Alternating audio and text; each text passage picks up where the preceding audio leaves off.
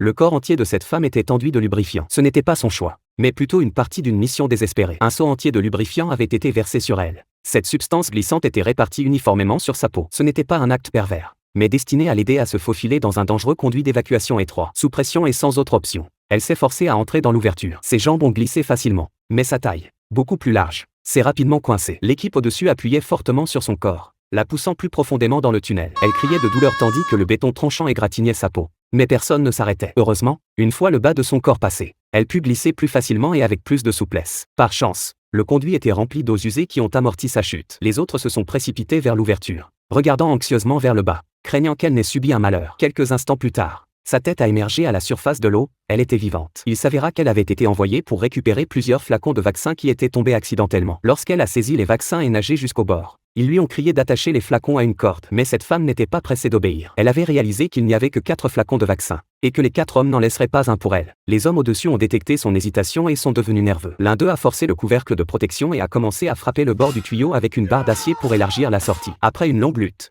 la femme a saisi sa chance et est sortie en rampant, retrouvant enfin sa liberté à la surface.